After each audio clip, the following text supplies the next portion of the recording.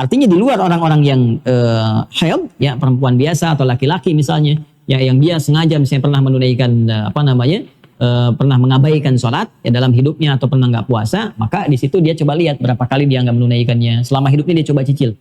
Makanya di madzhab Syafi'i ada qada sholat selain qada puasa.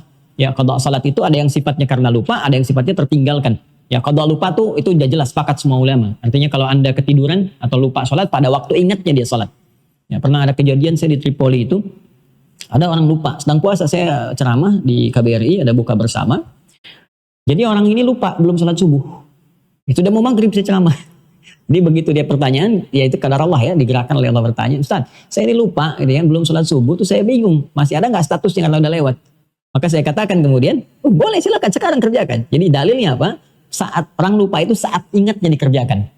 Nah, maka ini para ulama ada yang memasukkannya dalam bab qadha. Artinya qadha itu mengganti di waktu yang lain, ya, mengganti di waktu yang lain. Kalau ini sepakat para ulama, sepakat. Artinya kalau dia misalnya lupa atau bangun tidurnya kesiangan saat subuh, ya alih-alih jam 4.35 dia tunaikan sholat, dia jam 5.34 baru bangun misalnya kan. Atau misalnya baru bangun itu belum sadar, tidur lagi, bangun jam 9. Maka saat bangunnya itu, saat ingatnya tunaikan sholatnya. Dan dia mengganti di waktu itu. Sepakat semua ulama, waktu itulah waktu dia sholat. Ada yang menyebut itu bukan qadha, itu memang waktu dia gitu kan. Nah, sedangkan yang dimaksud qadha itu adalah dalam kondisi dia pernah melalaikan. Dia nggak sholat, kemudian dia ingat lagi dia tobat, ya, terus dia pengen menutup itu yang lalu-lalunya. Maka di sini ada dua pendapat. Madzhab Syafi'i mengatakan boleh dia qadha, ya, di waktu dia sadarnya saat itu dikiaskan kepada waktu ingatnya. Karena dulu dia lalai, maka waktu ingatnya itu dia sholat. Ke situ gambarannya. Maka setiap datang maghrib, dia sholat maghrib dulu kan. Nah, kemudian dia coba mengganti yang dulunya, dia tunaikan semampu dia. Kemudian juga isya demikian. Ya, ini untuk menunjukkan kesungguhannya dia dalam bertobat kepada Allah sampai dia wafat. Nah, ada juga ulama yang lain berpendapat, ya kalau dia sudah lewat, dengan tobatnya gugur itu semua. Artinya gugur keburukan-keburukan dia, tapi belum tentu menutup kekurangan-kekurangan dia di masa lalu itu dalam konteks meninggalkan hukum-hukum Allah. Ya, bagaimana cara menutupnya? Dengan berbuat lebih banyak kebaikan yang sifatnya sunnah. Jadi kalau masuk maghrib, dia sholat maghrib saja.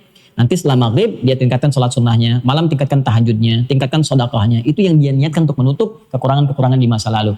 Nah, ini perbedaan pendapat ini biasa. Ya, ini yang umum ini tinggal Anda ambil mau yang mana. Dan bukan dalam kasus haid. Jadi kalau ada di antara kita, alhamdulillah sudah balik lagi, taubat pada Allah, sudah hijrah, dia sholat lagi kan. Dia mau puasa. Yang dulu-dulu dia tinggal pilih saja. Ya, dua-duanya tadi benar pendapatnya, mengacu kepada dalil-dalil yang umum disampaikan kepada kita untuk kemudahan kita. Jadi kalau Anda mampu, silakan seperti Imam Syafi'i misalnya menunjukkan di madzhab Syafi'i, ya Anda bisa di waktu-waktu itu Anda mengisi, kemudian niatkan untuk ganti yang dulu-dulu, boleh sah dilakukan, ya. Atau Anda tingkatkan amal soleh saja yang lain yang sunnah-sunnah sifatnya. Yang penting menunjukkan kepada Allah adalah perubahan diri kita. Faman taba wa aslaha. Jadi selalu ada kalimat islah di Quran. Contoh di Al-Maidah ayat 39. Ya, yang menunjuk pada perubahan orang yang biasa korupsi, biasa nyuri. Ya, ayat 38-nya kan tentang pencuri itu. Surat 5 ayat 38 paling kiri sebelah atas. Wasariqu wasariqatu faqta'u aydiyahuma jazaa'an bima kasaba nakalan minallah wallahu azizun hakim. Faman taba, ya, faman taba min ba'di dzulmihi wa aslah. Ya, jadi siapa yang bertobat setelah dia berbuat zalim, buat salah itu, kemudian dia memperbaiki dirinya. Nah, dalam konteks memperbaiki diri itu dia menunjukkan kepada Allah perubahan dirinya. Ya, itu kurang lebih ya. Tapi dalam kasus perempuan yang haid nggak ada beda pendapat di sini. Kalaupun dikaitkan ke situ nggak nyambung. Ya, kata Al-Imam Al-Bukhari mengutip pendapat Abu Zinad di sini bahwa perempuan haid itu mengqadha ya puasanya tapi tidak mengqadha salatnya. Jelas ya?